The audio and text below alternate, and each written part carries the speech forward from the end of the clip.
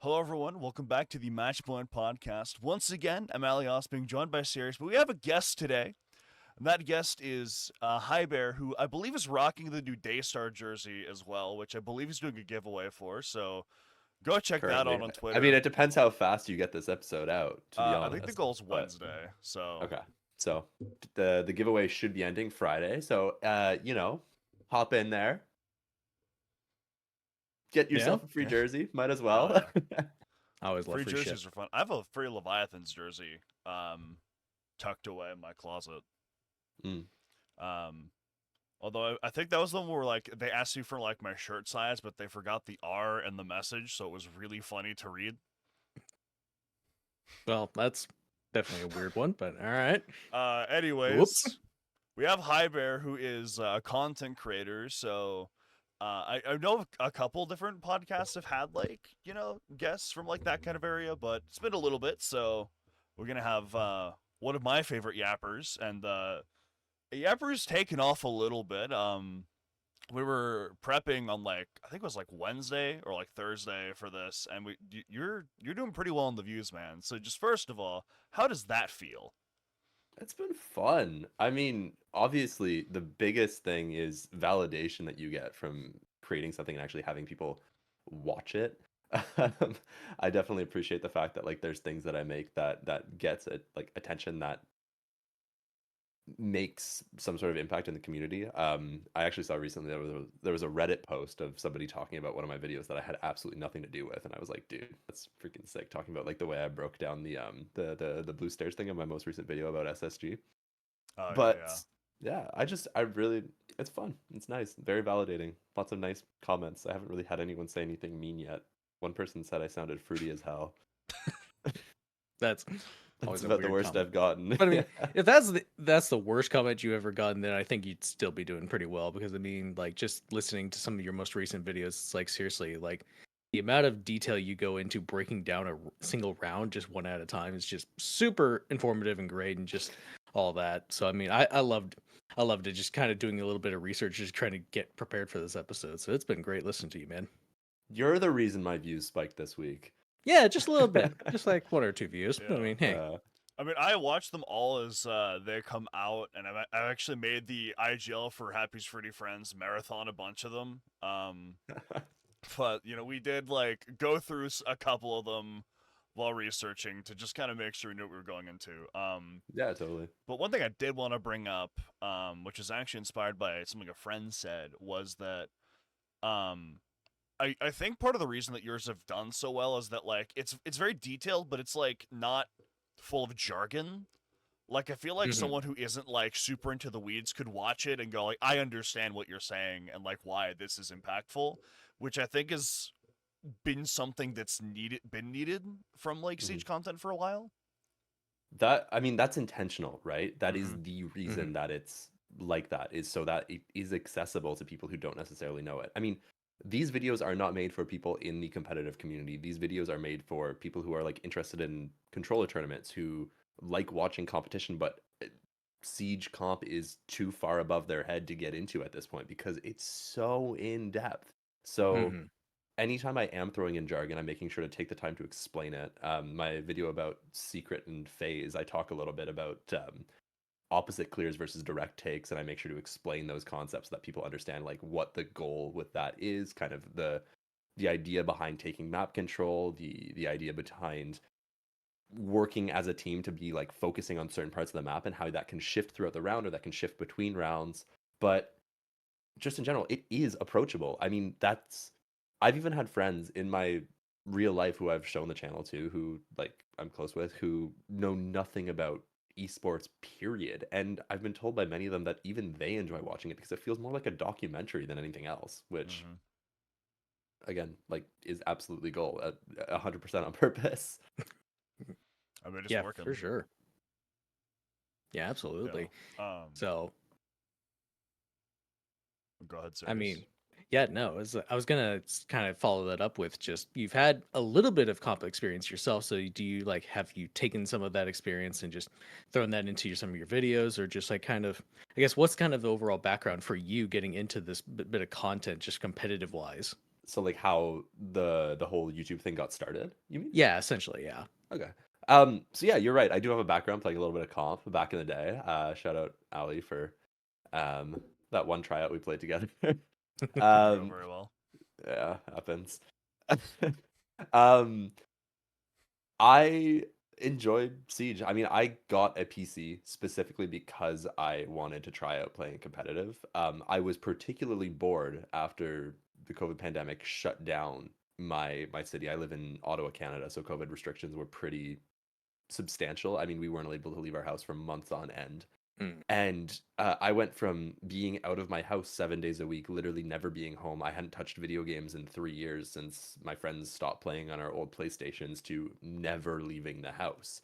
And I was playing competitive sports. I was playing like on a hockey team for several years. I just finished my last year of minor hockey, but I'd transitioned into playing varsity sports for my university team. I was playing on the rugby team there, and had just finished the season, like the whole winter season. We'd done like our training sessions, and we were doing like indoor training, getting ready for our seventh season in the spring when everything shut down. And I'm sitting there like I've been doing training 4 days a week. I've had like a girlfriend that I can't see anymore. I'm sitting at home bored out of my mind. I don't have a clue what to do. But one thing that's consistent is I've always watched Siege Esports and know enough about that game that I think I could probably, start playing this, I guess. And because Canada's government decided to just dump a whole bunch of money in everybody's pockets to help stimulate the economy, way more than you guys got, by the way, US side. I got, I Yep. think, $8,000 over the course of one summer, like of July and August, and I just dumped that money into a PC and was like, you know what? I'm gonna start playing comp. And little gold 3 me picked up some teammates and just started trying to learn the game from a more like inside perspective instead of just like a viewer perspective. And that just kind of continued over the years. I mean, I wasn't really doing much else. School continued to be from home, and even when it wasn't from home, I kind of avoided going to class because I hated it. And yeah, one thing led to another. I learned a lot about the game, but I realized that I kind of suck. Like, I'm not terrible, but I can't hang with people who are really good at this game. I just don't have I don't got it. I got some carpal tunnel issues in my wrist. I We can go into this after if you guys want, but I have a little bit of a wrist injury from several years ago that's continuous and will not go away at any point in my life. Mm. But it kind of led to me not being particularly able to improve past a certain point. Like I'm fine at playing ranked. Like I'll hold my own sitting at like a point 0.9 KD, and like if I play in stacks, like we usually win. But in a competitive environment, it just isn't going to be enough. So I was like, you know what? I understand enough about this game, and there is a severe lack of content around the esports scene in this game. Like nobody's making anything. The last person who Yep. made anything was Reaper 4 years ago, and I used to watch that, and I really enjoyed it. Mhm. And I mean, it didn't do crazy well, but it was also a hyper focus towards this Mm-hmm. competitive niche. And suddenly you have people like Jinxie and Stompin popping off on the controller side of things, on the console side of things, and there is viewership there. And they're doing some like cross-channel stuff between the competitive scene, bringing in pro players to play in the tournaments, doing 1v1s against different pros. The console kids have heard these names now, so if I start putting videos out that explain what these people do, why they're a big deal, why they're so good at the game, I'm like, you know what? I feel like there's a market here. And I put a few videos together. The first one did absolutely horribly. I mean, it took me about 2 weeks to make, and it got 2,000 views in a month. Um, then the second one got 450,000. So it was quite the Mm-hmm. turnaround pretty quickly. But I mean, it's been pretty consistent since then. The last few have been a bit slower, but I'm still enjoying making them. And most importantly, it's become a part-time job. I mean, this supplements my income. I'm still working, but I don't need to work nearly as much to be able to continue living my life. Yeah. Yeah, it's interesting that you bring up like the kind of whole of content because that's part of why this exists, as well. That like this Mhm. podcast that we're doing. And while I was talking to Fiend in Atlanta at our Airbnb, he was kind of saying like the only reason he does the interviews is because no one else was doing anything similar, so he just got like free content with no competition for a good while. I mean, the only competition he had for a bit was when he and I did a podcast together, which I don't think really counts. He But is his like, own competition. His own competition, weirdly enough. That yeah. but there's just not like a ton, and I think a lot of what we've had is kind of directed more towards like people like you or I who are in the weeds and know a lot about the game already. And so I like like you said, like there's now a market, I think, for casual people who don't necessarily want to get into competitive, but want to understand it so they can watch high level competition and like know like why is this play that I'm seeing very impressive, or like why is it that this wall staying closed on Clubhouse matters, right? And I think it's good that we're starting to see some of that now. I like the opossums videos. The stuff Ferris does is also kind of tapping into a similar niche. Which, by the way, Entertaining. I I really fucking enjoy love them. his stuff. I It's really enjoy them. so I good. hope they start doing better. I really do. Because I Me know too. how much time and effort he puts into them, and it's kind of a shame to see that it just does not pay off. I'm still so mad at myself that I didn't meet him in Atlanta. That it makes me a little bit sad. He's like, I saw him and I was like, that guy is a funny sign, and I just never talked to him. Mm. I don't even think I even saw him there, but yeah, maybe at SI, maybe at SI at some point I'll get to meet him. Probably. So there were a couple things that we kind of wrote down that we wanted to talk about. We got through a couple of them, kind of like your start and comp, and then like how you transition to content. Mhm.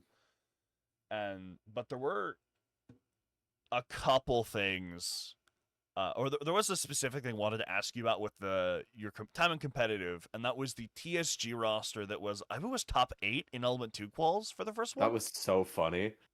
That I remember watching that and I was like, no way in hell Seinfo is top 8. And then I realized he was teaming with you and tweeting, and I was like, all right, that makes a little bit more sense now. I understand. Hey, listen, I think that you need to reconsider your opinion of Seinfeld. I know that dude gets a lot of hate in the community. Unironically, is improving at an insane rate. He knows ball. But Yeah. like that guy is figuring it out. He will continue to improve. I'm very impressed by everything I see out of him except his social media presence.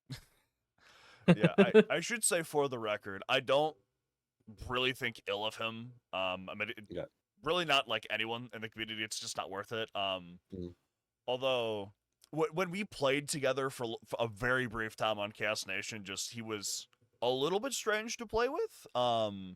And I know it's something he's been working on. I Yeah, don't want to turn into a which massive Seinfeld defender. I mean, Yeah. I yeah. left his team because he and I didn't get along super well. Mhm. But I mean, listen, I mean his results are speaking for That is themselves. true. He's beating some good teams and like his team is consistently improving. Like competition Mhm. after competition, they look better and better. And I think he's taken a little bit of look to reflect on kind of some of the behavior and stuff that he Yeah. was called out for and either just shut up or change it. So Yeah. And Yeah. I do think that is a good thing. I haven't had many interactions with him. We're not like in since like I've been in more of like the casting space. I haven't had a ton of like mhm. direct interaction with people like him, because that's not like the world I operate in as much anymore. But it is good to hear that he is doing better. Although You were I asking am about interested. Yeah, like you were just asking about that qual though, right? how did that happen? I guess is How like did that happen? yeah. So Yeah. we played bums for 2 or 3 rounds. I don't actually remember the specifics of the competition. We had some easy games, and then the one hard game we had, which was against an MXPL team, I got shot through dirt tunnel before I even made a punch hole in it because the dude just decided to like look at it and tap a few shots just on a hunch that somebody might try and peek it. And I was a little sus by it, so I put in a little request to look at the match and see if there was anything going on. And it turns out he had banned accounts. So they got a forced FF. We moved on to top 8 after getting 7-1. It is what it is. It was kind of a Mickey Mouse ass thing to happen. I'm not gonna lie. Like, I'll say I made top 8 E1. I'm not gonna be like, you know what, it didn't happen. But I will also say we did not deserve to be top 8 in that qual. Yeah. It's always funny to get some of those Mickey Mouse runs, but yeah, you take it Just because I mean, straight up, he wasn't like, cheating. Like, because there's no like. I looked at the match replay after. I put in the protest before looking at the match replay because I was like, yo, what the heck? How am I getting pre-fired before I make the punch hole? There's no way they've got a drone watching dirt tunnel. He just happened to get there and shot a few shots at it. Not even remotely suspicious, but we take it. Hey, I mean, it's better than me and my co-caster and Element Happy. Every time we form a team and try to run a gauntlet in a tournament, we get like some of the top runners every single time. Because I think, like in the TPL Winter Tournament, we got like one of the like finalists. I can't remember if they were I like think one your of the first top game two. was against like Aerial Arise. Yeah, it was like against like some Like- very top tier 3, tier 2 players, and it's just like, what the hell are we doing here? We can't get anywhere, and yet we don't get anywhere near that level of luck. So it's just I think the technical term for that is a skill issue. yeah. I mean, seriously, Yeah, because I just mean, kill 'em. like you already said earlier, it's like I'm good enough in like ranked or just like normal like game scenario, but like when it comes to like top level of play, it's like I'm nowhere close. There's a reason I'm a caster now. It's like I can talk about the game well, but I can't perform nearly as well as some of these other guys. Like it's absolutely ridiculous. Aren't we in the same boat? Yeah, it's just oh my god. I mean, I'm not in the same boat, but that's just a skill issue on your part. Yeah, personally. yeah. You already won your first game of Harmony. I don't want to hear it. Woo woo. You Woo. single-handedly shut down a rush one round, by the way. Love to hear it. Mirror moment. I will say though, actually, the reason that I stopped playing was that I realized towards the end that like I just did not fuck with as much of like the competitive people as I like did with like the casters. Like I just fit in more with the production side. So I'm here now. So I chose to step down. I had mercy upon everyone in the qualifier scene. But that being said, another thing I wanted to ask you about. So you started work with Daystar, if I recall, pretty early into the content stuff. Kind of how did that get started, and how has that relationship been going since that happens? So this is actually kind of funny how this started. Daystar made Hybear. Straight up. I mean, my video, my BDS video on Clubhouse took off because Daystar offered to step in and help out with title ideas, with thumbnail ideas, and like it just videos don't do well without that. The reason Daystar decided to hop in and help out is because I met the owner of Daystar on a Reddit forum a couple of years ago, and he's like my buddy at all the events that we go to. He came up to Montreal a couple of times. I went down to New York to visit him there. This is Evagatum, by the way, Cajun Wang.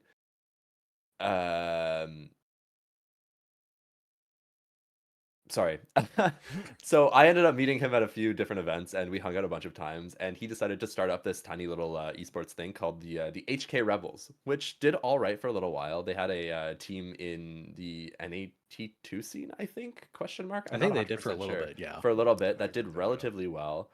But when no brands wanted to work with them because of HK branding, they decided to kind of scrap that idea, like Hong Kong branding. They decided to scrap that idea and completely rebrand. They ended up working with Pendy, who's had a few different esports clubs in the past, to build up Daystar with a bunch of Pendy's like contacts, with Cajun's background with running teams. And the last guy is one of my very first people I know from playing comp, a dude named Zoma, who my homie. I've known that dude. I've known that kid since he was 15 years old, bro. I was like just getting into it, age 17 or 18, and I mean the two of us have grown up together, like playing this game. And Zoma knew that I was making these videos. He'd seen the first one that I made. He'd heard me talk about it, and he knew that I was a relatively decent personality in front of a camera on a mic. And Daystar had been wanting to create content, basic tips and trick stuff for their channel, and they needed somebody to present that content. And the person who was originally supposed to present that content dropped out. I don't even remember who it was. Decided just not to do it, ghosted everyone, dropped off the face of the earth. And so Zoma suggested me, and I said, I'll do it on the stipulation that you guys let me use your thumbnail artist and help me out with kind of like the packaging of my videos, because I want to continue doing my own channel. And they did, and it worked out great, and I'm very happy for it. And now I have a jersey. Hell yeah. Love to hear it. All right, so So yeah. I guess one thing I'd want to get into with that is just how much. So with you've already mentioned how Daystar kind of allowed you to, yes, Mhm. use their media like thumbnail artist and everything. So how much of like Daystar's influence is just kind of felt, or how much of it is just kind of you do your own thing, but Daystar just kind of helps out on the exterior parts where you're maybe not nearly as comfortable working on that bit. Yeah, so the main thing that they help out with is the package for the videos. Pendy's got an absolute insane content brain. I think he spent too much time on TikTok and YouTube, so he knows ball when it comes to that. This dude dreams up titles I would never have thought of, and I don't know, they always work. So I refuse to release a video without Pendy's approval first. And the sorry. The main thing that Daystar does is support the actual packaging for my videos. In terms of what I do for Daystar, I'm a creator that kind of gives legitimacy to the brand. I help out with kind of like upvoting, reposting anything that they announce, anything they release, and just generally hype up the team whenever they've got stuff going on. Yeah. It's a pretty low key thing. I mean, I'm friends with all the creators. I've known them all for longer than they've been Daystar, so I just felt like a good way to help some friends out, and they're helping me out too. So no complaints. It's working out so far, I would say. Yeah. So in regards to your content creation as well, like, who would you kind of say are some influences that you've had, right? Because you pointed out, like, I think it was Reaper specifically earlier, like watching him back in the day, but like, where do you draw from? So I don't know if either of you guys follow the Valorant scene, but there is a particular creator called Aaron. He used to go by Sovereign Guides. Oh, Yep, yes. Yeah. yep. I even brought this up when I was Mhm. talking to Ali about it. It's like this feels a lot like those Oh Valorant guys, but I yeah, didn't want no, to bring I it up without you listen. saying it. Ripped bar for bar. I don't I like it's really good content. It's entertaining. It I really is. semi follow Valorant. I mean, I watch Tarek's recap videos about like the tournaments, but that's about it. And I watch Sovereign Guides because I want to actually understand a little bit more about what's happening in the game, and he explains it in a very simple, easy to follow way. And nobody did anything like it for Siege. So I was like, the first two videos are literally bar for bar. It's still kind of bar for bar, like it's very similar. I'm trying to throw a bit more of my own writing style into it and turn it more into my own thing, but it is a Sovereign Guides video for Siege. Or an Aaron video for Siege. There's Yeah. just no way around that. I mean, I definitely think it is kind of the perfect way to kind of help people break down a round of Siege because you already said it earlier. It is very complicated game, so there's a lot of moving pieces going Oh about, my god. and so especially as a caster, you have to kind of do that on the fly. But you being able to like take your time, kind of Hmm. break down around and be a bit more personalized about it is definitely something I think Siege has needed for a while, And and also just just focus on the bits that people aren't gonna see, but are actually what's yeah. defining the round. Hmm. Hmm. I mean, there's so many rounds where you completely miss the linchpin of what's happening. Like the observer doesn't quite catch it. There's a Yeah. dude who lurks into sight who's just crouch walking around, and suddenly they're in closet, they're in Janny on bank. And you got the dude in Janny, suddenly you control long desk, suddenly you control all of CEO, you got a cross between the windows, and you're winning that round. Things like that happen all the time, especially in the current meta. It's like lurk plays and set plays, and the set plays happen so all at once that you can't follow it live, and the lurk plays, the observer's not looking at them half the time. So if you're not aware of what's going on, if you don't have an idea to like what to look out for and whose outlines you should be looking at through the walls, all that, like you're gonna miss so much about what's going on in the game as you're watching it live. Everything explodes and suddenly everyone's dead and bombs down, and you'll catch the occasional super exciting flashy play, but it's just a tough game to observe. And having the ability to stop, look at everything, understand the player positions, build up like an actual map of it, animate the pieces moving, and then explain how their pieces are going to move when the breakdown happens before playing it back for people makes it so much easier for them to understand. Yeah. Yeah, I know as like a color caster, there's just so much happening like all at once, especially like if it's a team like Thrive, like there's so many things they're doing at once, like so many little gaps they're trying to hit that it can be hard to like say like, oh, aim key just walked in Shaiko and then just killed the guy, and we didn't see it because there is an execute happening or midi execute happening onto the pixel shield.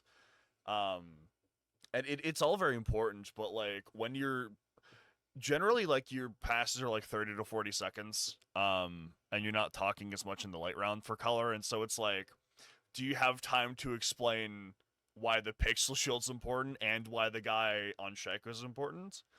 Or Mhm. like, do you even see the guy in Shaiko because the observer's focused on like where everyone is on the map? And so Yeah, just and being that's able one to of the go for like things. longer and go into more detail is very Well, beneficial. it's one of the things that really benefits is really benefited by the style that I'm doing. I mean, I have rounds where the entire breakdown of that round is 1,000 words of my script.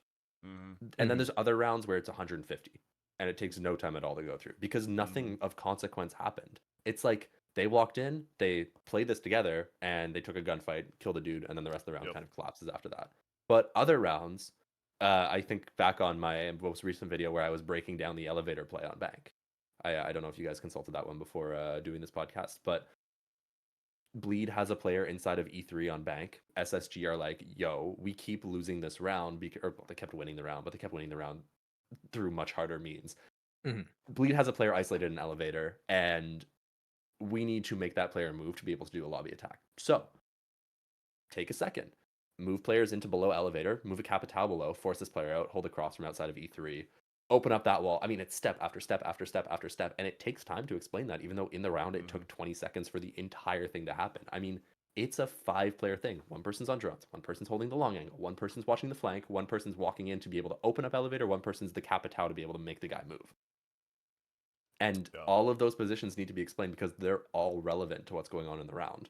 Mhm. But a caster can't do that. I mean, you don't have time. Like you say, you got 20 seconds to explain what 5 different people are doing. I mean, maybe one of them, maybe the most important bit. And honestly, you probably don't even have time to do that because you have to react Yeah. to what's happening and like actually do your play by Yeah. play. So, I think another thing as well that you get the benefit of that like I don't is like you can sit there and watch that a couple times to like catch everything. I see it once, maybe if the observer catches it, and then we move on, right? And so like I know that like this happened, but I can't just look at it and go, okay, you know, there are people in this position and in this position, and they're gonna dislodge that guy. Like I just see whatever the observer catches, and then I have to talk about that, and then move on to whatever else is happening in the rest of the game. mm, And it is a really weird challenge to figure out what to focus on, especially when you know things are happening, but like they're not being seen, which is why I have grown to appreciate observers like Whiskey Run and Griffin, who are usually pretty good about catching that. And also, a little bit of behind the scenes stuff. There's a role called the IGD, which is just like a guy that sits in free cam and just yells at the observer for like what to focus on, since they can kind of see like the whole map. yeah, big coverage Um, thing. Yep. and like that Absolutely kind love of that. thing is really helpful, but it's still like impossible to catch everything like perfectly, even if you have 4 observers, because there's just so much that happens and we don't hear what the players are like saying. So like they could be like focusing on elevator, but like we see the people inside a stock because that's more like visually eye-catching like initially. Yeah. Because it's especially difficult, especially when you get like two very fast teams who can like end a round in basically 10 seconds. First one that comes to mind from Element 3 was basically Fluffy Aimers versus Six Karma. Yep. Very first round that the whole thing was set up for over the course of a minute and it ended in like 20 seconds. Yep. And I barely saw most of it, but it's still, I understand the key bits of it, but you still have to, like you said, break it down bit by bit and try to focus on the most important Mm-hmm. bit because that's all you really saw. And so I guess kind of transitioning from that, Hybear, you've also now had a little bit of experience with casting. So kind of just going from actually being able to take your time, watch the VOD back and do some editing. How has that transition been from like just a small bit of casting experience now that you've been able to take in that forte? I'm sorry, could you repeat the question? It was you're asking about whether the Yeah. casting is different than my Yeah, videos? just how different is casting versus just like the actual editing breakdown that you do? So first of all, I really enjoyed it. It's really fun. I'm fully anticipating doing more casts. That sort of on my feet, improv heavy public speaking thing, I mean, is my background. I've done Mm. all sorts of improv competitions in my past. I've done stage shows, done like debates, Model UN, the works. So I love it.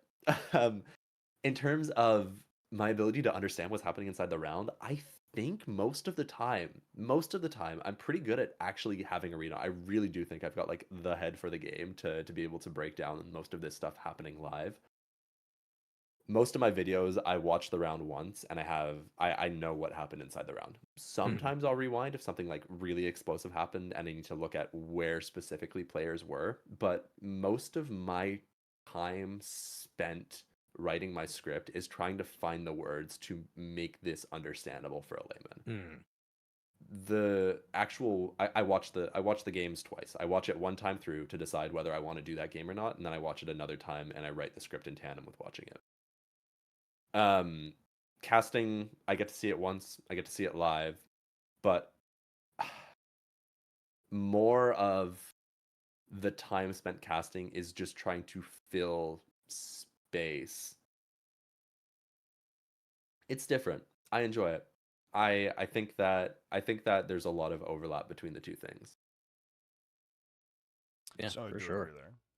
So another question for you about that, which is kind of based off my own experience, right? Because like I've been watching for a while before I cast it, and then I jumped into it. That's like there's so much more going on with just talking about the game than it looks like, right? Like you have like the roles, like the color and the play-by-play, like you have to throw to people, like kind of how was that, like the actual mechanics of casting, like going into it the first time for you? Yeah, it was okay. Definitely room to improve. I think my biggest takeaway is that I shouldn't emote as much as I think I do. In the sense that I kept reacting to plays happening when I did not have the mic and it was very loud. The actual throwing back and forth, I didn't have too much trouble with. My first cast was with Bianca, I think is her name. I don't know what her Yes. username is. I think Is it's it just just Bianca? Bianca Is at it the just moment, Bianca? She but just goes Yeah. by Bianca.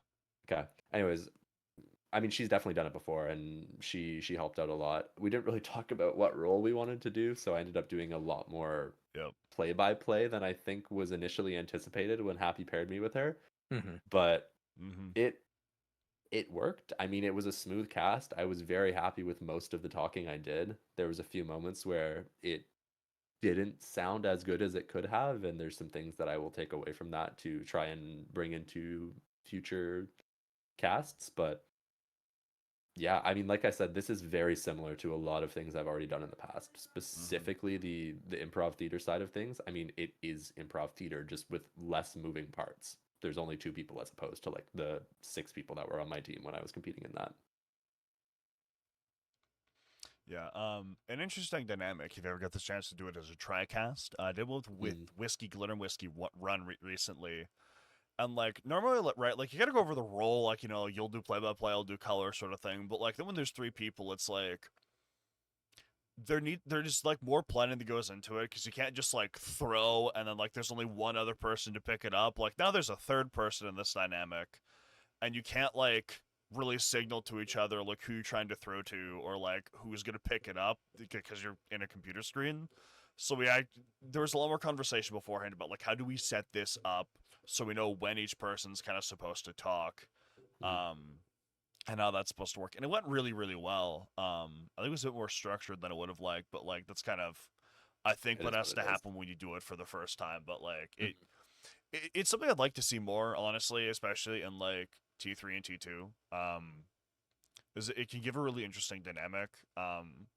Like with the in the SI Grand Final, the W7M won to kind of secure their legacy.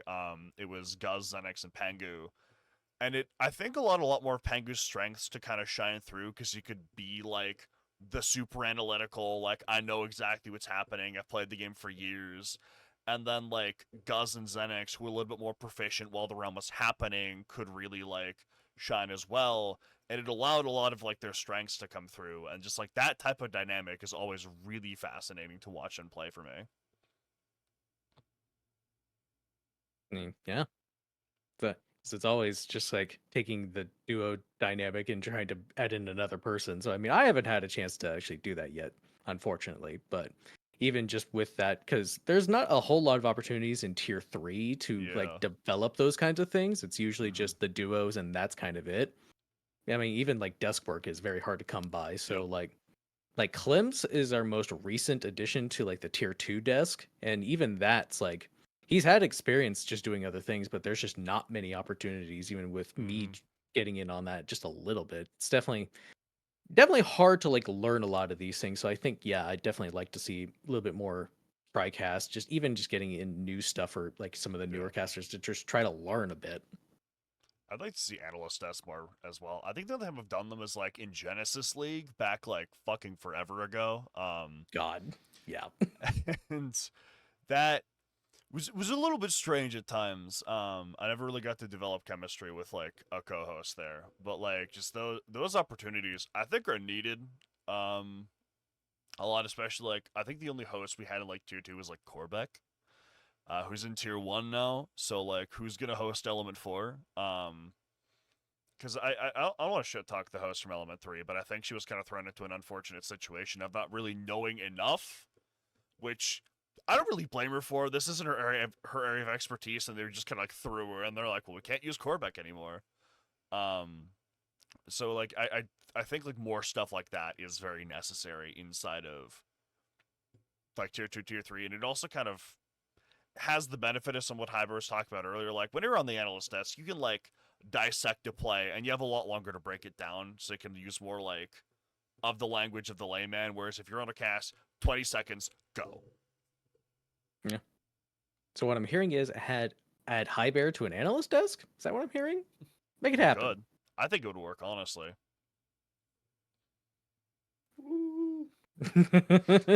I mean, if opportunities come up, I will jump in. I have, if I can, I would really like to transition the success on YouTube into something within the R6 ecosystem, Mm-hmm. either at an analyst level, either at a casting level. It's something I enjoy. It's something I'd like to continue doing, and kind of adds. I mean, the YouTube gives me legitimacy, and if I were to be doing that, it would also help add legitimacy to my personal brand. So I would not complain. I'd be hopping in. I think I could do a pretty bang up job at it, and yeah, long term goal. Yeah, I think I agree there. Um, That's the primary reason that I want to start practicing casting, mm-hmm. get involved in some of the T3, T2 stuff if I can, is so that if opportunities present themselves later down the line, I'm ready and I have some background to be able to capitalize.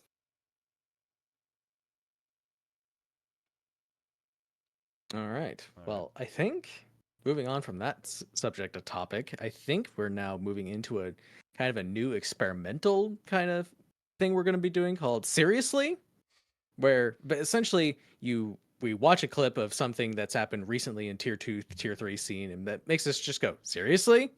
Whether it be just it's a seriously good play or it's something that just goes like, are you serious? What's going on? So I think we can just pull that up. I don't know if you want to start to share that, Ali, or if I can pull that up really quick. I think it might be better if you screen share and then I just look at it.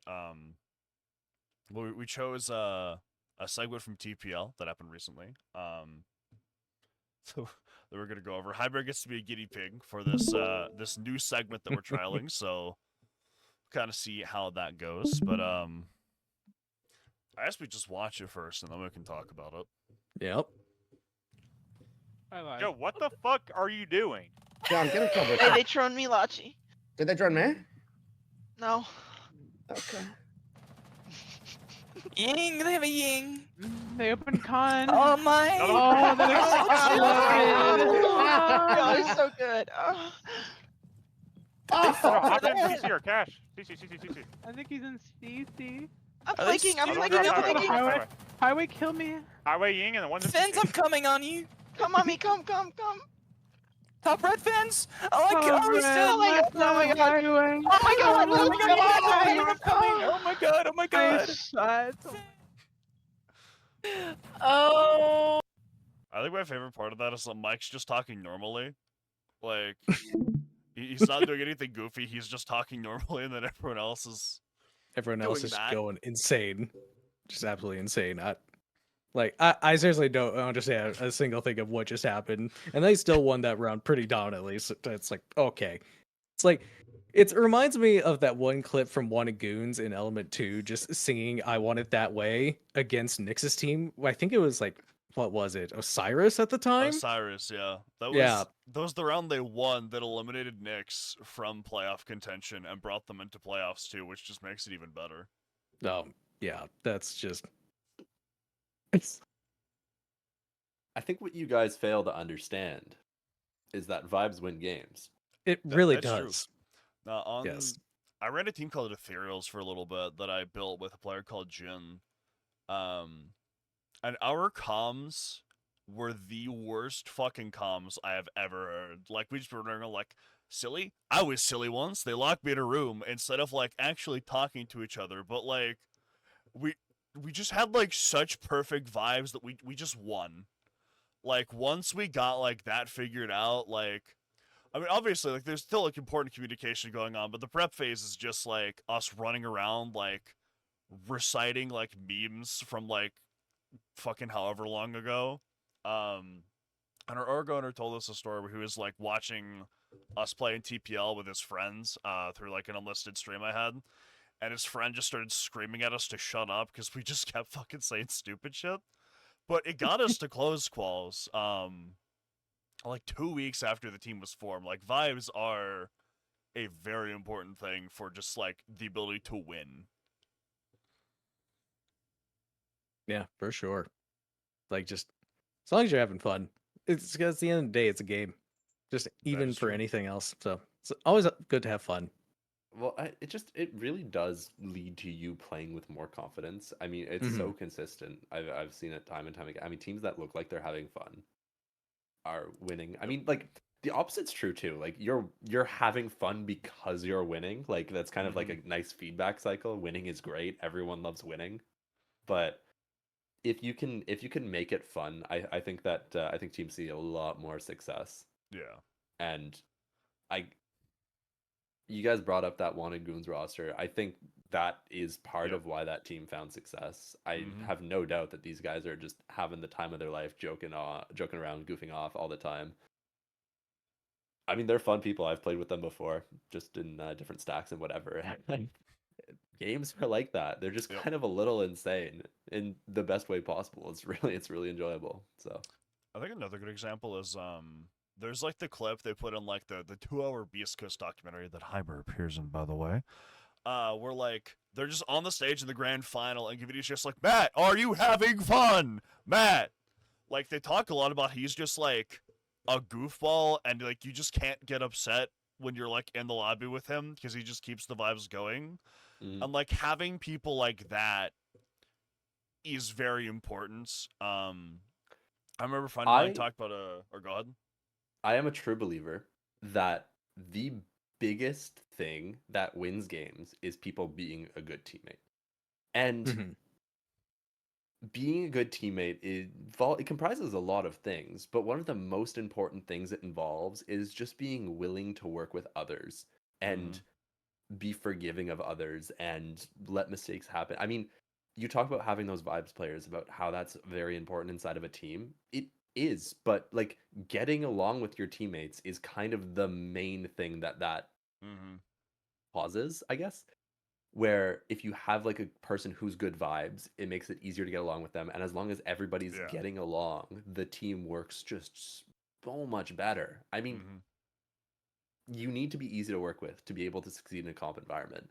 And we see tons of super talented players wash out because they just can't work. They don't play well with others. I think it's a big part of the reason that so many of the like higher level players who exist within the scene are actually pretty nice people if you get to meet them. I mean, there's definitely some egos in the scene, like no doubt. But for the most part, I mean, everyone has to be a good teammate to be successful at a tier 1 level. Yeah. After Beast Coast, there's been a lot of talk, like, or after like what Fett was saying about Beast Coast, there's been a lot of talk about like team culture, and like building a good system. And I think that's something that's lost a little bit because it's like I've known some people where like they were willing to pick up people that were just assholes because they were better at the game. And it's like, dude, short term, yeah, you see some success, but then like long term, the team falls apart because they don't want to work with each other, or they're like, oh, well, you're underperforming, we should drop you and get someone who can play a role better than you, rather than like trying to like stick To be with the honest, core that works. I really don't think short term it works either. Yeah. I don't. A lot of I times like it if really you bring doesn't. somebody in who just doesn't play well with others, you're not even going to do as well in that current Yeah. qual, even if they are a gunner and are objectively Mhm. amazing at clicking heads. Yeah. Like it just Mm. isn't as important as having people you can play cohesively with, especially Yep. in Siege. Yeah. I try and highlight that in the content pieces I make, that Mhm. the teams that do well in Siege aren't super flashy. I mean, they are Mhm. flashy. They've got great players, but the flashy thing about them is that they do the bits together. I mean, my favorite teams in the game right now are Beast Coast, really good. I made a whole video about how they're always doing everything together, how they're calling for each other's help, they're running around the map, but like running around the map as a team. BDS, whose util game is pretty much unparalleled by anyone else in the scene. W7M, who's XW7M, sorry, Furia now, who just like they've got the gunners, but again, like their main thing, the thing that won games for them was it felt like you were fighting 6 people on the map. I mean, teams like that, those are the teams that win. Those are the people who are Yeah. at the top of the scene. You know? Yeah.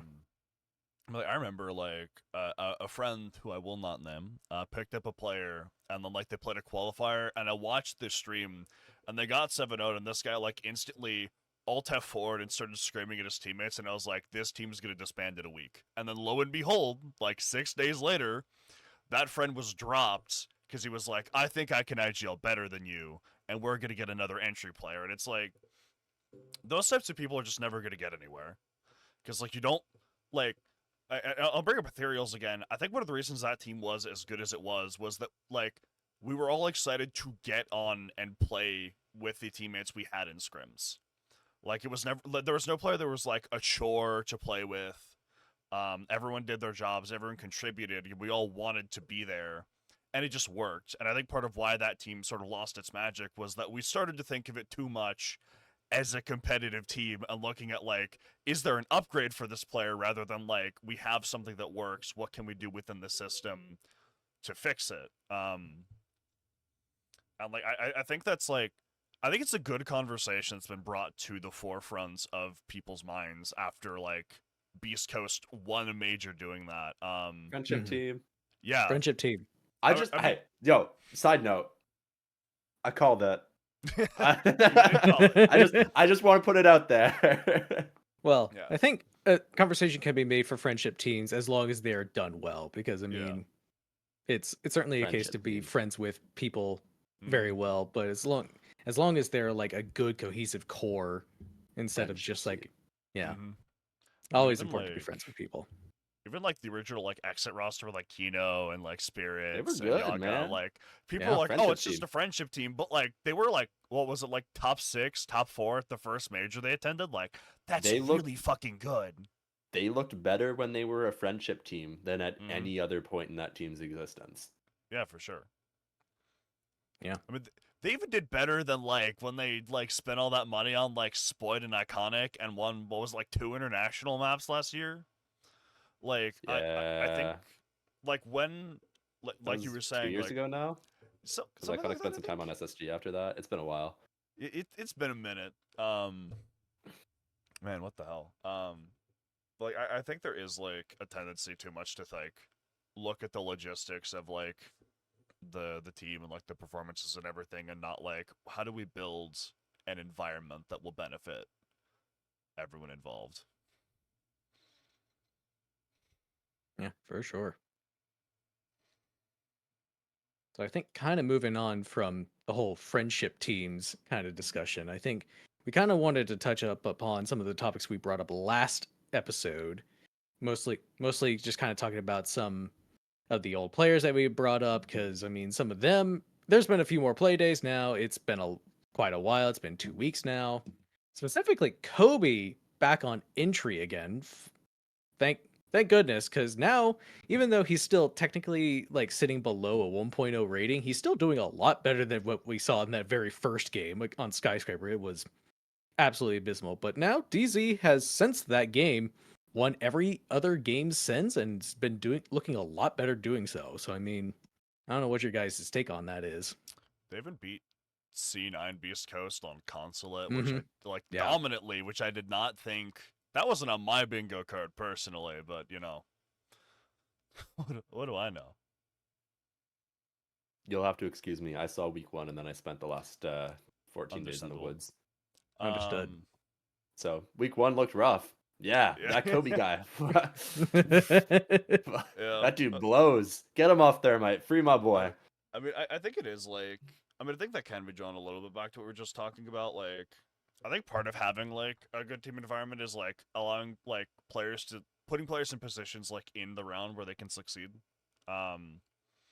Like there's been a lot of, or I think roles are an interesting discussion because they're both like really important and also like very fluid, if that makes sense. Mhm. There's like Kobe, they put him on like Thermite to open walls, and then they put him on Cuts and Skyscraper, and it's just like so far out of his wheelhouse if you watched him on Envy or on Mkers. And then like they were like, hey, what if we give him Legion and just like let him roam in bar, and then he just kills 2 people because like he's being put in a more natural position. Or I think even in that And SSG game, like round 1 he got a I'm 3K. I'm not gonna lie, like I just was not expecting that first game to be the result we saw from Kobe, and I Mhm. kind of Oh yeah. expected the turnaround. I'm not gonna lie, just because, look, I've played enough deathmatch to know that if Kobe is in your lobby, you leave that lobby because every time you walk around a corner, you're just getting one tapped. Like he is king. That guy, I don't know what they put. I don't know what he's having for breakfast. I don't know what he's having for lunch. I need to know his sensitivity, what mouse skates he's using, like the works. I'm like dying to find out. I just listen. But that guy is king. So seeing him heat up, well, not seeing him heat up, but hearing about him heating up over the last 2 play days is definitely encouraging. And Yeah. seeing DZ have success, yeah, I guess I'm happy for them. Well, I'm DZ's biggest hater and also massive DZ fan, so I'm pretty happy with that. But I think like he doesn't look like he looks like someone who's still like a good player still acclimating to T1 now, whereas before he just looked really uncomfortable with the responsibilities he was given. Mhm. And so I think like next stage or maybe like the major, like we'll start to see like more of what he's actually capable of at T1, especially like Mhm. just he's surrounded by so much like phenomenally talented like veterans on Pambazoo, my DZ. goat. Like there is no shortage of things that he can learn like from those players.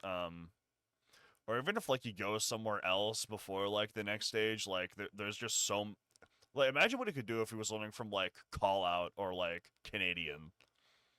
Like that Yeah, guy's a bright future ahead of him. imagine if Canadian had been on DZ.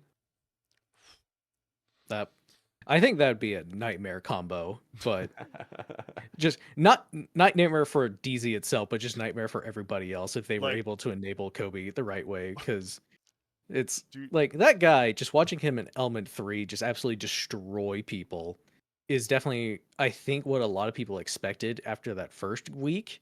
I was very disappointed by that, but mhm, it's clear that he's still learning quite a bit and he's clearly yeah. not fully up to speed, but he's slowly getting there. And I think that's Yeah. the most important thing.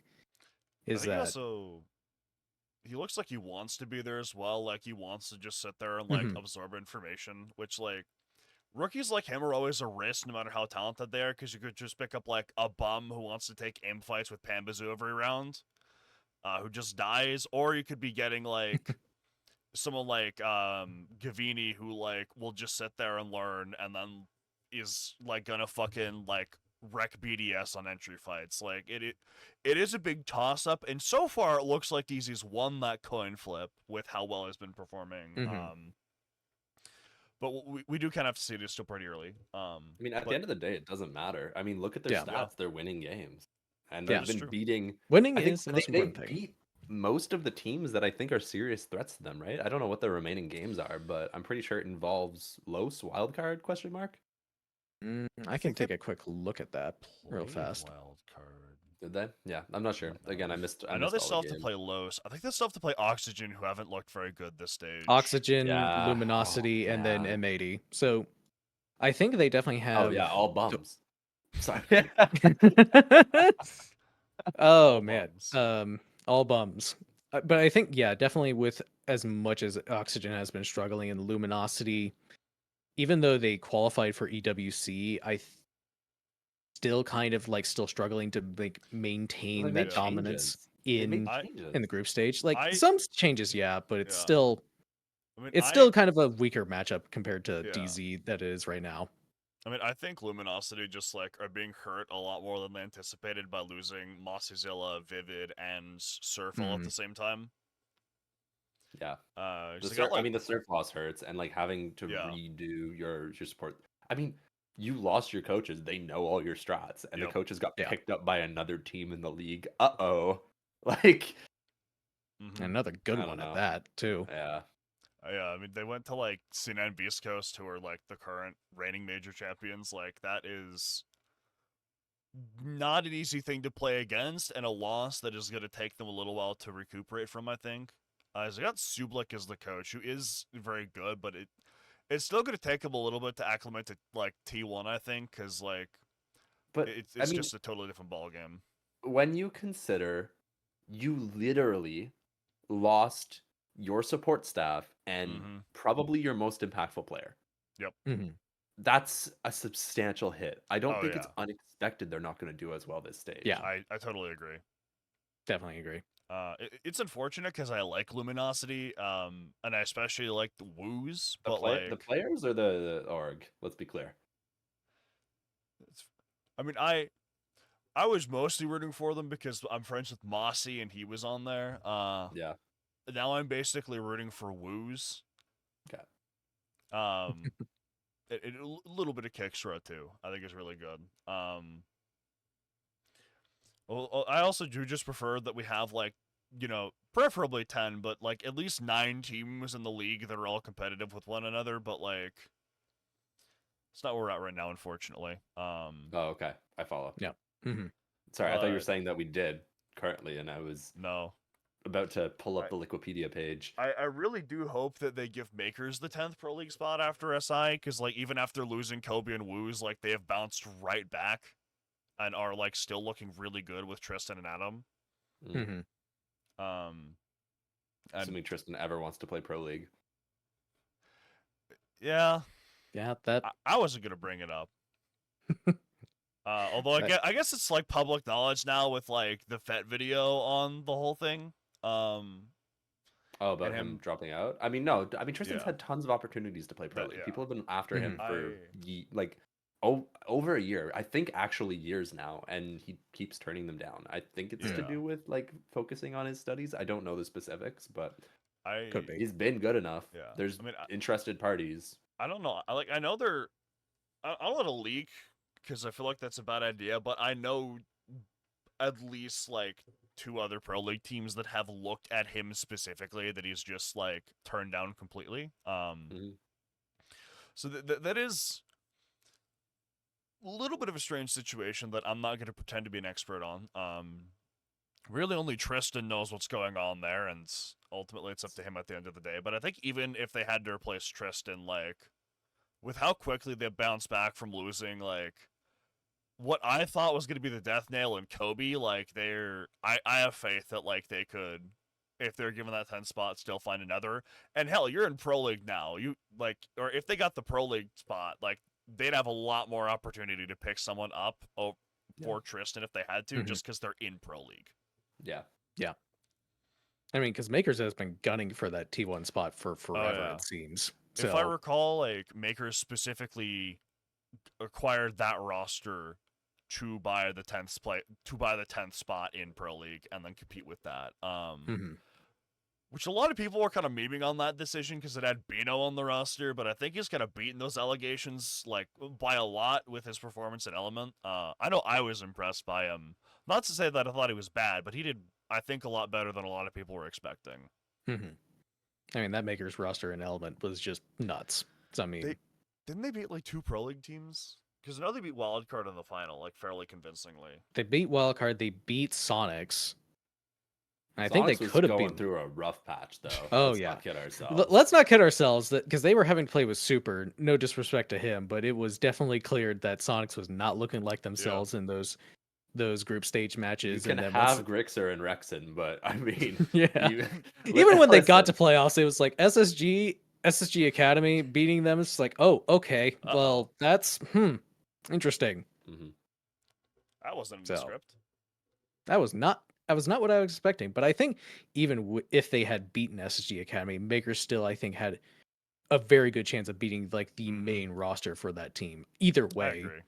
so I don't think it would have really mattered, and I think they could have beaten both pro league teams at their full capacity, no matter what.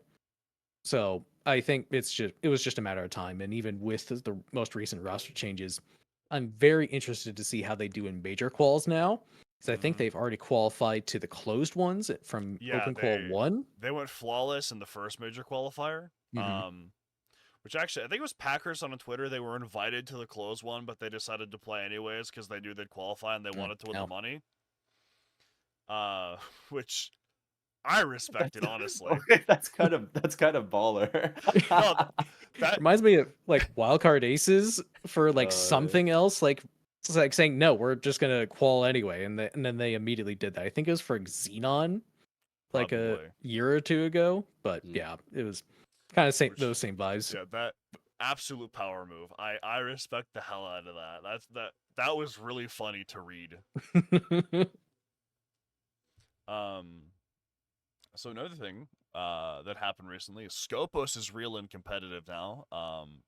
She has been unquarantined.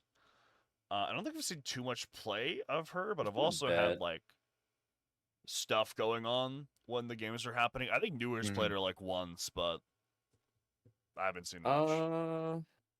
Newers played her quite a bit. He played her in their game against Sonics in several rounds. She was also played on a game on Clubhouse. I can't remember who was playing in that game, but they were running her for defending CC Cash.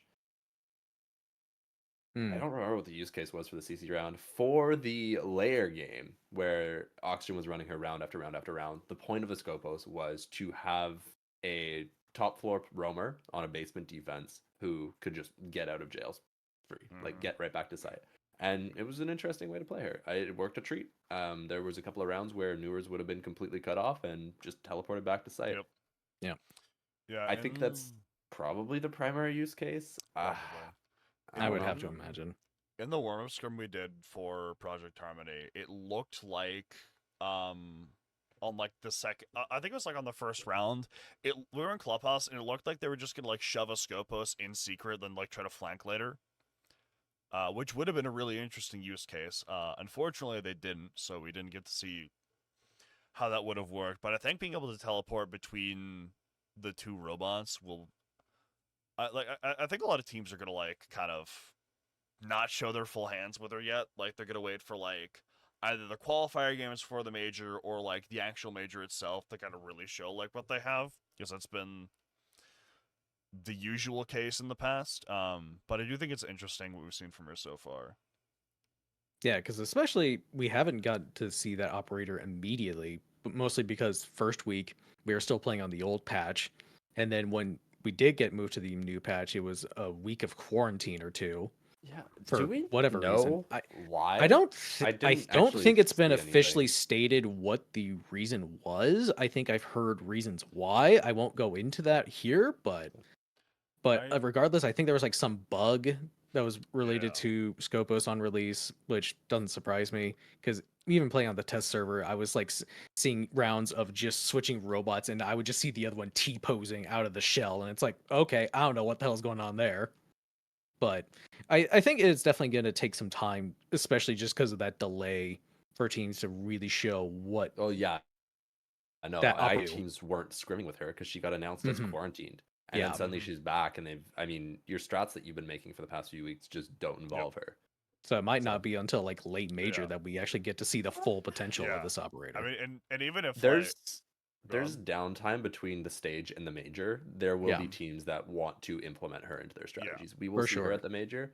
We'll probably see her in playoffs for every I league. agree. I would have to imagine. Yeah, like also I think this last week crunch might have more Skopos play now Yeah. that it's been, because you did your big super week in EUL and then they've had their weekend whatever to like revamp some stuff, get some new strats made. Like you'll see more of her next week. Yeah. Hmm. And I do think as well, like, I think the teams that have been scrimming with her, like, if they have, like, something really interesting cooked up, aren't going to show their hands till, like, it really matters.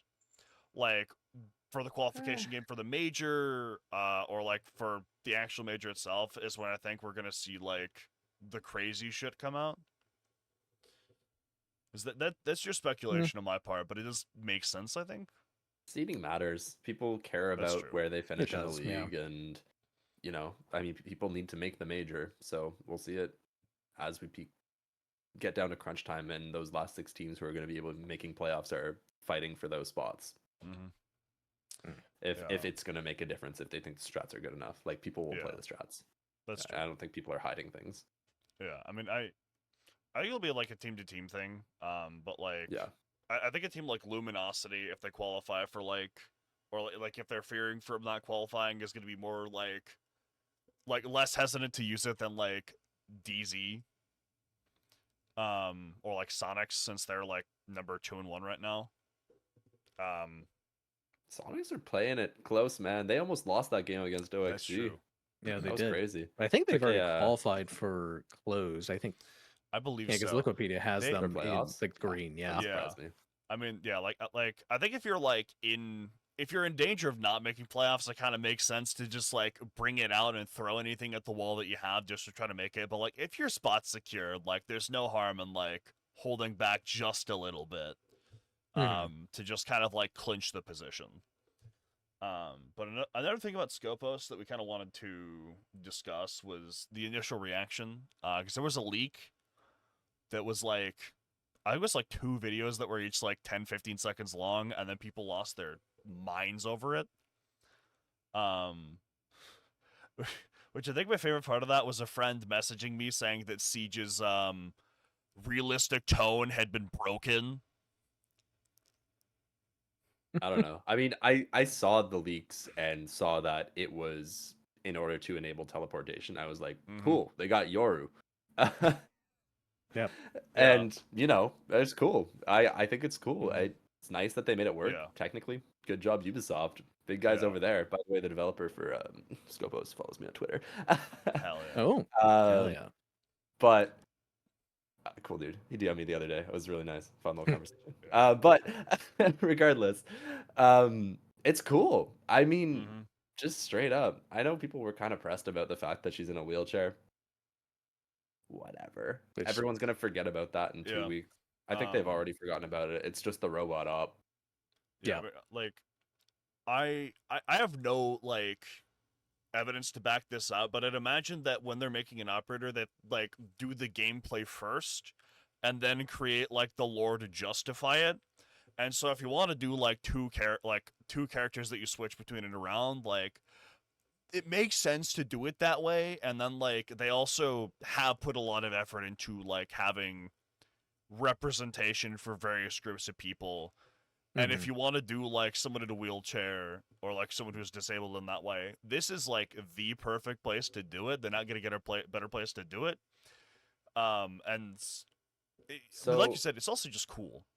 I mean, what you're saying about that is the case. This was literally brought up in a dev blog by the lead designer on Skopos. That's Tricotome, by the way. I found his Twitter. I couldn't remember his name for a second. He did a dev blog about it where he made like a few threads about like the behind the scenes of the development of Skopos. That's exactly the case. That's what he was saying. That's what you're getting at, Ali. That's really cool. And I think another thing as well that I've been saying for a few years, what realistic tone is being broken? This game has been in anime since like year 3. Like let's be fucking for real here. Like the gadgets have always been a little bit goofy. Like there are so many that just defy like the laws of reality, and that's fine. Like I don't care if Siege was trying to be ultra realistic, it would have died in year 2. Like the fact that it has kept this aesthetic of being realistic whilst still allowing for some like pushing of the boundaries is why we're still here.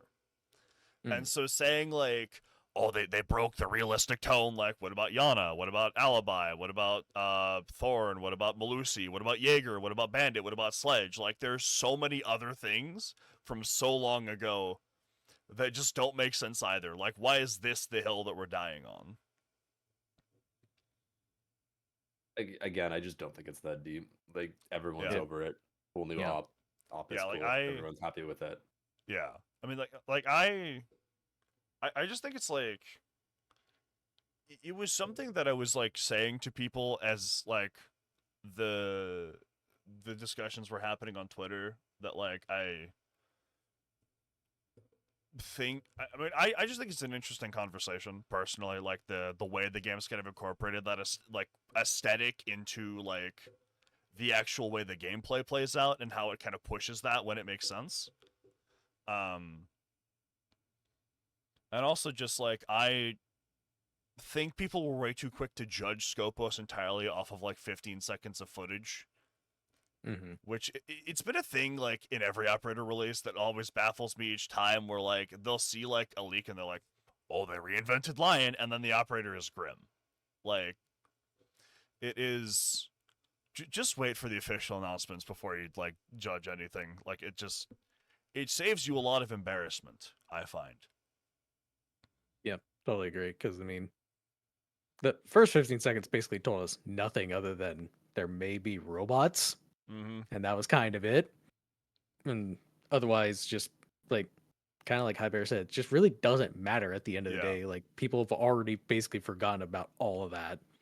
And so the only thing focused now, at least for me as like a caster, is just trying to figure out how do teams use this operator and use those robots to great effect later on. Because I mean, like breaking things down using that is going to be the more important thing rather than oh, this breaks the whole like dichotomy of the game and just like the realism aspect. Because again, like you said, like Sledge can make a whole giant like hole in a wall, which makes absolutely no sense. But yet we're talking about the whole I could do that. robot.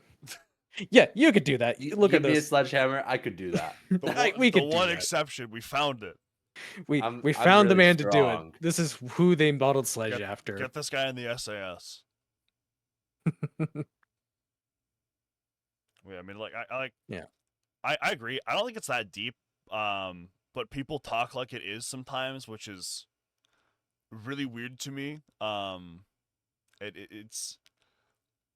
Or I think it's more weird when like you point out that like Alibi can make like a perfect hologram without reflecting light off anything, and they try to excuse that while in the same breath saying that Skopos is unrealistic. It's like you're wrong. Also, she came with a new gun, and we haven't got one of those in a while, and the new gun is really fun. So like, I haven't played her yet. I haven't loaded up Siege since the season dropped. Understandable. I mean, I'm happy with her personally. I think it's a really interesting idea. And I'm looking forward to seeing like once teams like finish cooking with her, like what really interesting things we're gonna see. Yeah. I'm excited. I mean, new op exciting. We didn't get one last season. We got one this season. Let's go. More content. And it's just cool. I love Siege. I'm excited to watch more Siege. I can't wait for Montreal. It's going to be a cool major. I agree. Unfortunately, I will not be in attendance because my bank account. Because you're afraid of French people. My bank account said no. I don't think that's correct. I've been to the last two SI in Montreal. I've had enough of French people. It's enough.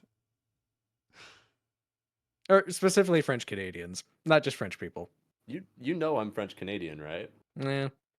Well, you're the exception. Again, we've already established you're the exception to everything. All right, I tricked you. That was a lie. I'm not a French Canadian. Sorry, I couldn't help myself. Problem with French Canadians. It's just cold up there, and I live in Florida, so like I will die. It's November. There's no snow. Dude, the trees are still gonna have leaves on them. Dude, it is like like if it's like 80 degrees down here, that's like a cool fucking like winter day. All right, like my perception of normal temperature has been irreversibly altered from living here for 12 years. I hate it. They listen. SI doing February in Montreal is a little brave. November in Montreal, it's pretty Yeah. nice. It's pretty nice. Yeah. I mean, you're just getting to the tail end of fall. The trees are Mhm. still very, very pretty. There's no snow on the ground. Yeah. Everyone's happy and starting to cozy up in their nice little sweaters. They got their a nice handful of warm poutine and a little hot coffee heading around the Montreal cafes. I mean, it's hipster city, and everyone's wearing hipster clothes. Hell So yeah. I mean, I would go. I just like, I cannot afford to. Unfortunately, It's it's okay. either that or SI, and I'm prioritizing SI. Which is Wherever that is. wherever that is. you guys know? I think I may have heard something, but I don't know officially yet. wait, do you They haven't know? said anything. I don't know. We're not going to get into that here. 'cause Wait, I do don't you want to get. know? Is there a I don't league? know. I don't know, man. But- Speak no evil, see no evil. Hear no evil. Wait, can you just like say it and then bleep it in the video? That We may have a whole segment right now. Oh, Oh I want my to god. know. Do you They're know? gonna come to my doorstep. I do Do you guys have insider information? potentially. I don't know. Oh I- my goodness.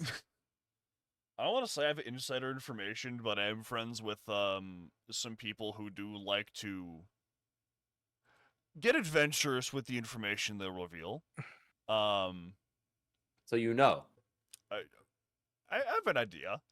Okay, so you know. Where is it? Tell me. You know what? You'll learn when you're older. You'll learn when you're older. Fair enough. Alright. Um, Oh god. I Alright. will like though that Yali is going, so that'll be fun. To Montreal? Not to Montreal. Oh, The come the on. SI. This is no fun. Who am I supposed to hang out with in Montreal? Barrel's going. Oh no. And don't remember if Opossum's going, but I think he might also be going. That's cool. That's my Daystar homie. Also Daystar signed content creator, Mr. Hell Opossums yeah. himself. I need to hang out with him at SI. I don't think he's going to SI. I have no idea. Sorry. I just feel like No flying idea. for fun. It is a pretty fun pastime.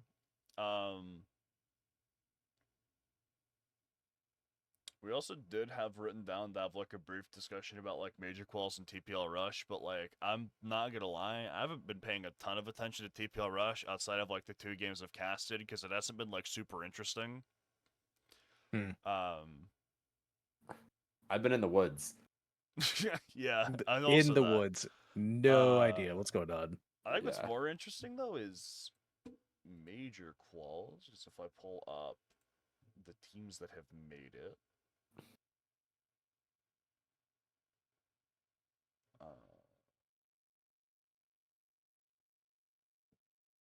Because I don't know if Find them. Wall 3 is finished yet. It is in progress right now. So we can't talk about Mm. that one unless we delay it for like hours. Oh, but I think we already know who 3rd and 4th in Qual 3 is, Yeah, which is I just can't Carnico and find Who's it. Asleep. They got knocked then- out? Yeah, I think they've been knocked out, and Mormon Battalion and Fluffy Aimers are fighting for the 1 and 2 spot. So I think that's going to be our. I think That's that's so going to be the 2 that exciting. qualify. Yeah, Yeah. so the final of each qualifier is just like for seeding and also like the grand prize of that qual. The top 2 teams are the ones that make it. Okay. Mhm. So the first That's qual was that's like great. yeah, so the first qual I'm was so happy SSG. for Mormon Battalion. I agree. The first team was SSG, ACAT, and Mkers, and then 2 was like, I think one of them was called Bello, but I also couldn't find it when I was looking for it. It's like, Aura you and know, Bello. yeah. So I think it's like stacks of like T2 players, but not like long-standing teams, Hmm. which is interesting. Yeah, because we I- definitely have some recognizable names now, like Yeah. Fluffy Aimers, SSG Academy, and then Makers. Obviously, we already talked about them earlier, but I think Aura, because I think ironically watched them earlier in that one clip, just them vibing out, and they've now made it in Qual too. Yep. So we'll see how I they hope they do. come like that in the major quals against pro teams. It would be amazing I think if we it would get be more clips really like fun that. if we had a listen in against of that versus DZ, Oh God. especially if they were still winning. It's like we're saying, vibes on games. Games. But Vibes on games. another Aura, thing, Aura wins games. Aura wins games. Yeah, let's See go. what I did there? That was good. That's pretty. Da-da. 10 out of 10. So, another thing that we kind of thought would be interesting to discuss a little bit was a lot of T2 teams have just kind of been dissolving or reorganizing themselves. Like Yep. Ariel's just gone. When there is no ecosystem, there is no teams. Yeah. Mm-hmm.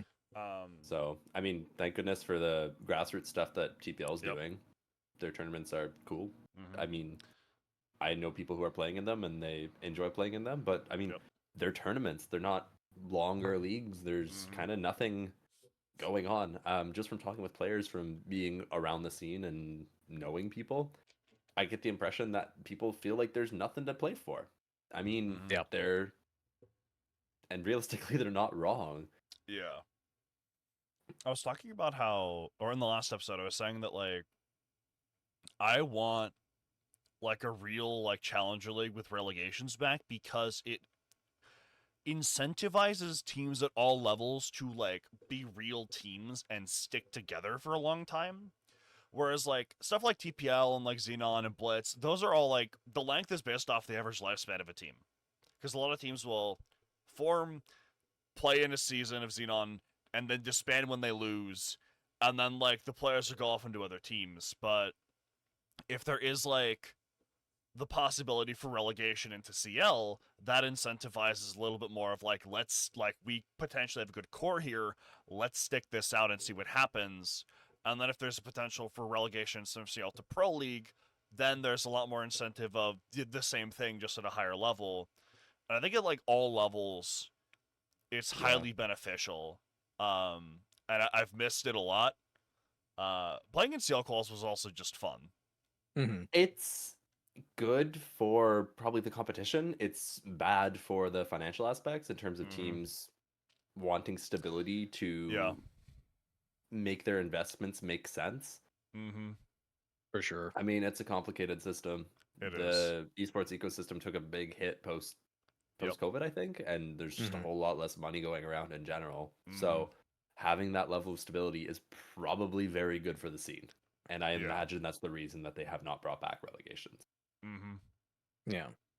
Yeah. But and- but I know? think just having something in place Mhm. for these players to just play for, because even Element, which is technically NA's version of Tier 2 right now, lasts for like two or 3 months, and it's gone for Mhm. several months afterwards. Like we Yeah. basically have to wait for Pro League stage to finish before we get anything for Tier 2 back. yeah. So all the Tier 2 teams that are still left have to play in Xenon TPL, which before never really happened unless they were like lower end teams Mhm. in CL. Yeah. So it's definitely a bit rough because I mean personally it's like, oh, I'd love to see Xenon and TPL produce like some of the like new teams coming into CL or something like that, which I think is something those leagues were intended to do, but now it's basically just, oh, makers are just solidifying their presence in the Yeah, just scene, running the gauntlet. just Yeah. running the Nobody else gauntlet. stands a Even though they're chance. not in TPL, it's still just known that they're like the team to beat, like Yep. essentially. I So mean, even in, like, Game Rogue, like, they beat Fluffy Aimers 3-0 again. Hmm. Which now means in grand finals against Fluffy Aimers, they're 6-0 in maps. Fun fact. Like, it's just, actually, did they drop a map at all in Xenon? I don't think they really I don't did. think they did. I I know. can Well, double check that. I know when we were looking at the stats, they had, like, some of the lowest kills of, like, any team on the stat sheet, but that's also because every game was, like, a 7-3, so they were just playing less rounds than everyone else. Yeah, Like, no. it is it's kind of wild watching them play like Xenon and TPL. Honestly, like it is. Mhm. It's like the meme that's like hydrogen bomb versus coughing baby. It's sad Um, because it's kind of true to a certain extent. Wasn't Yeah, that a Shaiko meme? Is it? It might be. I think it he could he be. posted it when he was playing He against did, like yeah. Wolves or something, which was Yeah, it really was funny. funny. Which we need more of that, by the way. It was against Wild, and then they almost Wild. lost. Yeah. Um. But I would like to say, right, I've advocated for the return of CL and the return of relegations, but I also acknowledge it's a really weird situation that Ubisoft is in right now with like the way that financials are for esports. There's no easy answer. Even if something is like technically the best solution, which we don't know what that is right now, in my opinion, getting the money to implement it and then maintain it is way easier said than done. And I'm sure they're aware of that. Even if they agree with me, you can't just like snap your fingers and then have like all of that back. You have to build the infrastructure for it. You have to fund the talents for it. You have to maintain everything. You need admins for it. Like there's so much that goes into organizing leagues that most people will just never know about, that is like prohibitively expensive when you are operating on that level, because they're not going to be able to operate something like that without paying people. Mm-hmm. And just off the top of my head, Like from a a production T2 standpoint, ecosystem, you mean? yeah. Oh. And just from like the production perspective, like you have to pay the casters, you have to pay the producers, the observers, the admins. Like there are so many moving parts that you have to fund, and that's not even considering like the actual like structure of the league itself that they'd have to fund. Like it would take them a long time to do it if they wanted to. And they would still have to find a way to make it like financially viable, because it is like a business at the end of the day. And so you can't just like throw money into a sink till the end of time. Mm-hmm. Unfortunately, it just still seems like it's going to take a while for anything like that to really get formed. I mean, they're 'Cause who going to knows? reassess the entire ecosystem at the end of the year. And I don't know. I I certainly would be hope so. surprised if next year they go back to having 3 stages or something. Mm-hmm. They take a look Hmm. at like CL or Yep. moving things around, increasing the Yeah. number of element tournaments. I mean, I was speculating that like it might be it might be at the end of this Pro League cycle, or maybe next, that like we see something like that, because they brought back SI quals after not having those, and even after a long time of not having major quals, they brought those back a little bit ago. So I think they do want like stuff Mhm. for You just T2. can't switch it up. You just can't switch it Yeah. up in the middle of the year, right? Like Mhm. once Yeah. the Yeah, ecosystem's exactly. established, once you lay out your plan, switching it up doesn't work, especially for a system that's designed to have like play-ins for lower level teams, having the Mhm. major quals, having aspects like that. The whole SI point system, you can't mess with things in the middle of a year. So Yeah. I'm sure they'll reassess. I don't know what it'll Yeah. look like. I Yeah. wouldn't be surprised if next year this is. I mean, the problem. Yeah. There will always be, there will inevitably be problems with T2 because T2 doesn't have enough money to justify it, Mm-hmm. or like it doesn't bring in money for Yep. for the org or for the tournament organizers. Mm-hmm. But maybe the system will be better. Maybe there will be less to complain about. Yeah. Maybe there will be more to complain about. Who knows? Yeah. I think it is also worth noting that even if like right now they started planning like a new revised T2, we probably won't see that for a year. Like if you want to do it right, which I mean they're gonna want to do it right, like you don't want to just launch something half-assed. Like it'll take a bit to like finalize all the details and figure everything out. Like it is almost like herding cats to an extent, like trying to organize something like that, and like what they have like works well enough for now. Like even if I do have issues with it, like they're gonna want to take the time to like settle on things, especially before they start paying people. So we'll see how that goes. And for now, just having like element and major quals and SI quals is still solid when you consider that like Xenon and TPL have really worked on stepping up their game. Yeah. Yeah, and I mean, credit to those leagues. They've done a phenomenal job. Mhm. I know some of the people behind the scenes who are working on that, and like they're really stepping up big time. They want to make things happen within the scene, and Yep. it's cool to see. It's cool to see grassroots happen. Mhm. I'm kind of doing the same thing, like just being a community member, making those sorts of things. I know there's some other channels that are making similar content that's like covering Siege. There's one channel I came across recently. I think it's called like Temp or something, like TXMP, who's posting like history videos about different players who Hmm. I haven't got the chance to watch any of them yet, but they're getting views. They seem very popular. There's Fett, who's stepped back from playing Yep. but is back on content. I mean, it feels like things are heading in a good direction, I agree. Yeah. Yeah. and that the ecosystem's kind of expanding. You know, we went a lot of years where Mhm. nobody gave any care about towards the esports scene in Siege, but Hmm. it feels like there's a lot more attention on it right now than there has Yep. been at any point in the recent past. Yeah, like I'm we're heading in a good excited. direction. I'm I'm excited excited. as well, just to see how things progress. It's always fun. I like this game a lot, so seeing more Mhm. eyes on it and seeing more positive attention on it, it's always really fun. Look, I've put so many hours into this thing. It'd be really depressing if it died. Yeah, Yeah. Like, I don't even want to go into how many hours I've spent on this game. It's just What's the just number? gonna be sad. I What's the I don't want to number? go into it. I want to What's go the into it. number? Tell me. I'll tell you. Oh, I'll tell you okay. yours. I'll tell you mine if you tell me yours. All right, let's see. So, on Steam currently, I have 2,993 hours. But I have more on console Okay. somewhere else. if you Okay. look I at don't my have the exact Steam- number. If you look at my Steam, it's a 7,404.6 hours. Yep. Man, y'all got issues. Yeah. That's crazy. Hey, at least I get paid to do this now. Yeah. I got paid once. Must be nice. Must be nice. I paid like $200 by First Blood one day to cast like a single map. Damn, I'm jealous. I wish I got money. There have been 3 things I've casted for that have paid me. And one of those was Game Rogue, so They pay you? yeah. Huh, I didn't know they did that. I didn't know they did that either. That's crazy. Good for them. Moving up in the world. Hell yeah. Alright. Always a good time. So we're going for an hour and a half, and that's kind of the end of the stuff that we'd like specifically wanted to go over. So we'll kind of give you a few minutes, Hybear, to kind of have the floor. We can revisit something if you want. We can start, or like we can talk about something you want, or you can just like plug your socials if you want. Just like you kind of have the floor for a bit here. Yeah, I mean, hey, I do YouTube. Subscribe to my YouTube. I like when people watch my things. It's very validating. Leave a comment. Haha, I'll see it. I do read them all. Yeah.